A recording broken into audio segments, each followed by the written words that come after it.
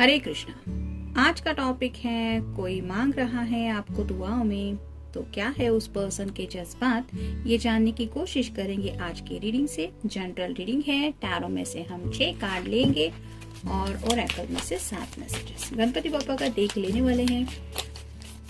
तो उसमें से 7 मैसेजेस हमें बताने की कोशिश करेंगे कि क्या चल रहा होगा इस पर्सन के दिल में इन बातों को लेके।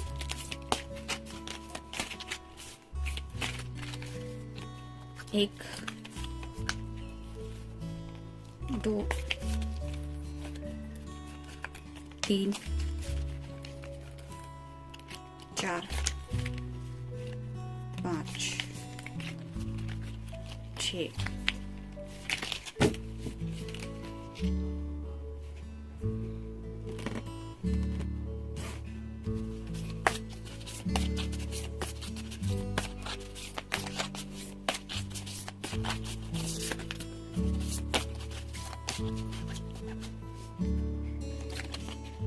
1,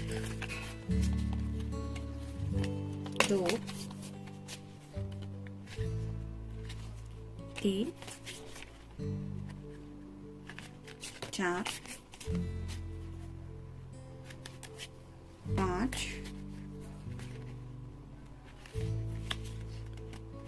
6 और ये 7। तो शुरुआत करेंगे हम टैरो से।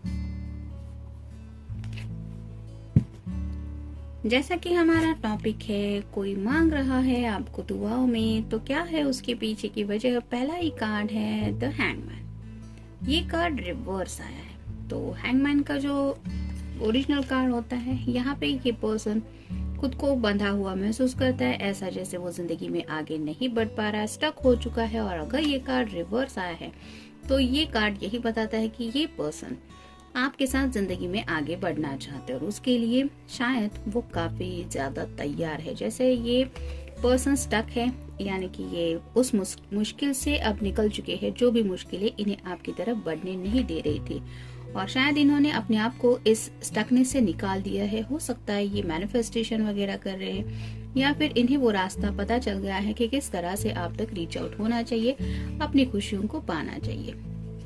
फिर है the high priestess. High priestess का कार्ड होता है बहुत सोच समझ के फैसला करने वाला पर्सन।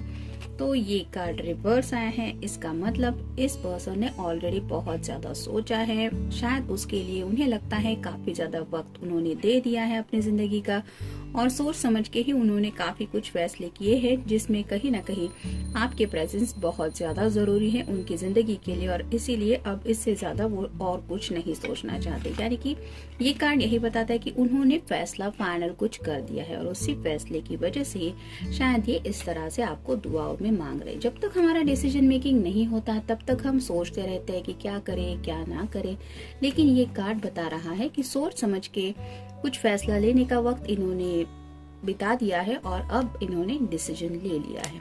नेक्स्ट है द सन। तो सन का कार्ड तो हमेशा टैरो में अच्छा ही होता है। तो इन्हें ऐसा लगता है कि जो भी इनके रास्ते में मुश्किलें थी, दिक्कतें थी, जिन्हें ये पार नहीं कर पा रहे थे और जिसकी वजह से शायद आप तक रीच आउट नहीं हो पा रहे थे, वो उन्हें मुश्किलें सॉल्व होती नजर आ रही हैं। जैसे यहाँ पे सभी ग्रह तारे हैं, शनि है, बाकी सभी है। तो शनि की एनर्जी तो सबको पता है, स्लो एनर्जी होती है, एक नॉर्मल काम भी पूरा होने में बहुत ज्यादा वक्त लगता है। तो ऐसे उन्हें लगता है कि अगर ऊपर वाले की ब्लेसिंग्स हमें मिल जाती है तो हमारे सभी ग्रह तारे भी अच्छे बन जाते हैं। यानी कि जैसे सूर्य मेन ग्रह होता है इस ब्रह्मांड का पूरा, तो उसके अंडर ही ये सब बाकी ग्रह तारे आते हैं। तो वैसे ही उन्हें शायद लगता है कि ऊपर वाला अगर हमारा साथ दे रहा है तो फिर इन सब बातों के बारे में सोचने की जरूरत ही नहीं है। हो सकता है आपके या इनके घर की तरफ से किसी लोगों को कुंडली के भी कुछ प्रॉब्लम्स आ रही है, किसी की कुछ कुंडली मैच नहीं हो रही, या फिर कुछ डिफरेंसेस है, किसी का मंगल भारी हो सकता है, या फिर ऐसे कुछ छोटे मोटे प्रॉब्लम्स है जिसकी वजह से इस तरह के डिटेल्स भी आपको आगे नहीं बढ़ने दे रहे थे। कुछ दिक्कतों भरा ही अब तक का शायद सफर था, लेकिन अब इन्हें लग रहा है कि ऊपर वाले की रहमत हो तो सब कुछ पॉसिबल हो सकता है या हो रहा है, और इसीलिए शायद ये आपको इस तरह से दुआओं में मांग रहे हैं।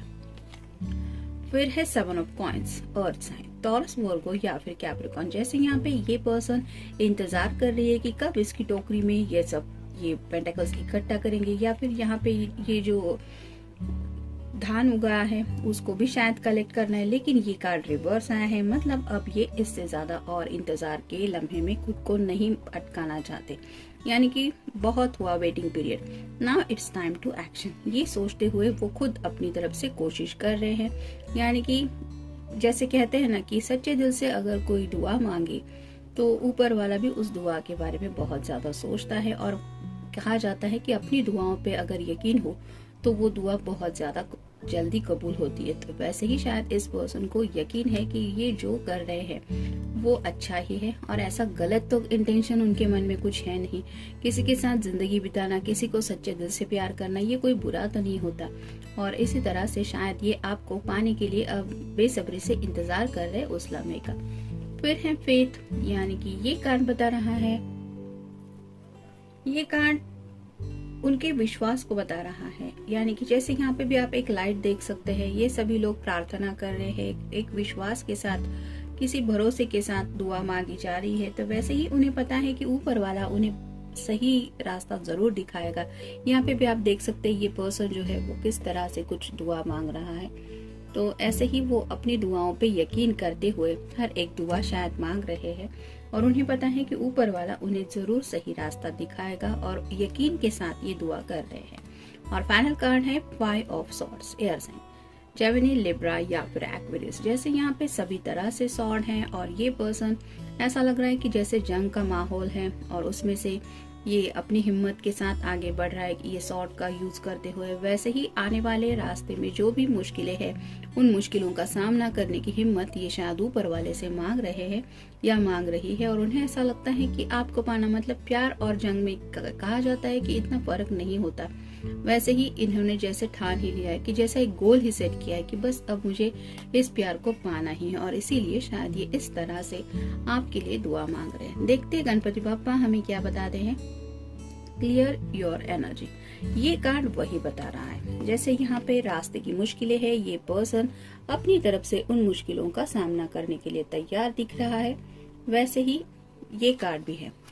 जो भी रास्ते में मुश्किलें हैं उनको दूर करने के लिए शायद ये ऊपर वाले से प्रार्थना कर रहे हैं कि मुझे उतनी हिम्मत देना कि मैं उन मुश्किलों का सामना कर पाऊँ और अपने पर्सन तक पहुंच जाऊं, यानी कि अब ये पूरी तरह से एक्शन मोड में आ चुकी है। फिर है ओपननेस, तो ओपननेस का कार्ड यही बताता है कि ये पूरी तरह से सच्चे दिल से जो भी मांग रहे हैं वो ऊपर वाले तक वो दुआ पहुंचाने की कोशिश कर रहे हैं, यानी कि आपसे भले ही उनका कम्युनिकेशन हो या ना हो, लेकिन अपने ये दिल के जज्बात हो सकता है दिन भर में कई बार रिपीट करते रहते हैं, अफर्मेशंस करते रहते हैं, I want this person in my life, और इस तरह से उसकी मेरी जिंदगी में क्या अहमियत है।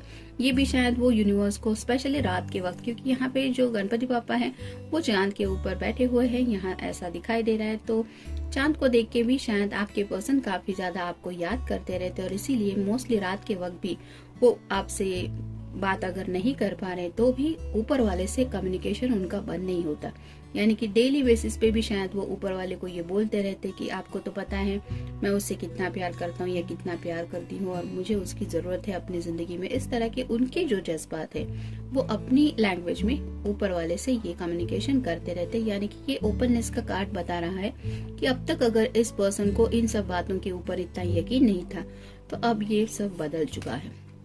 नेक्स्ट है बिगिनिंग, जैसे यहाँ पे 1 नंबर आया है तो वो आपके साथ जिंदगी की एक नई शुरुआत करना चाहते हैं, और जैसे यहाँ पे गणपति पापा ब्लेसिंग दे रहे हैं, खुद अपने हाथों से ये कुछ लिख रहे हैं, वैसे ही वो भगवान को प्रार्थना कर रहे हैं, ऊपर वाले से दुआ कर रहे हैं कि आप हमारी न्यू बिगिनिंग लिख दो, हमारी जिंदगी की एक नई शुरुआत आपके आशीर्वाद से हो, इस तरह से भी वो मांग रहे हैं। फिर है गाइडेंस, तो उनके इर्द गिर्द जो लोग हैं उनके घर के लोग हो सकते हैं, उनके पेरेंट्स हो सकते हैं, उनके वेल विशर हो सकते हैं, या फिर उनके फ्रेंड्स भी हो सकते हैं। उनसे ये गाइडेंस ले रहे हैं कि क्या करना चाहिए, मैं कहाँ पे गलत हो रहा हूँ या कहाँ पे गलती हो रही है, इस तरह से उनसे भी गाइडेंस लेके कुछ ये जिंदगी के जो मसले हैं उनको सुलझाने में जुटे हुए हैं, और शायद इसी वजह से उन्हें लगता है कि अब बाकी जिंदगी तो बहुत जी ली, अब लव लाइफ के लिए कुछ करना चाहिए।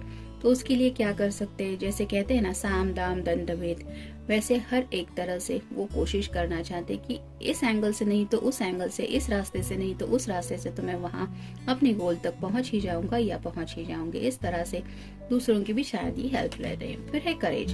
जैसा कि इस कार्ड में हमने टैरो में भी देखा कि वो हिम्मत की बात कर रहे हैं। उन्हें पता है मुश्किलों का सामना करने के लिए हिम्मत तो जरूरी है ही, और इसी हिम्मत की प्रार्थना वो ऊपर वाले से कर रहे हैं।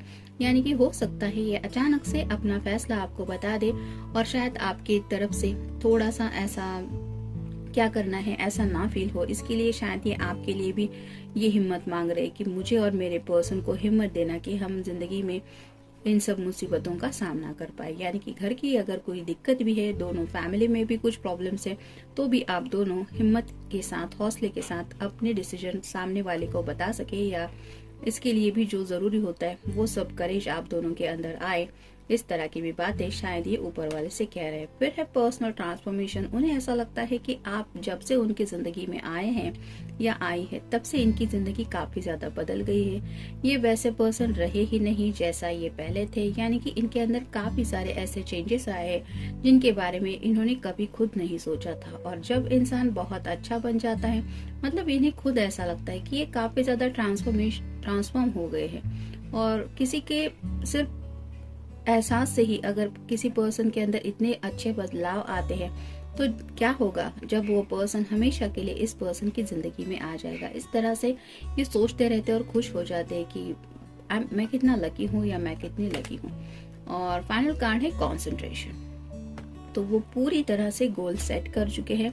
उन्हें पता है कि उन्हें क्या चाहिए, वो आखिर किस तरह से वहां तक पहुंचना चाहते हैं, इसके ऊपर उन्होंने फोकस बना लिया है। कुछ प्लान्स है जिसके लिए वर्क कर रहे हैं। और जैसे कंसंट्रेशन यानी पूरे फोकस के साथ, पूरी हिम्मत के साथ ये आपको पाने के लिए इस तरह से दुआ मांग रहे हैं। तो जनरल रीडिंग है, मिलते हैं नेक्स्ट रीडिंग में। Till then take care.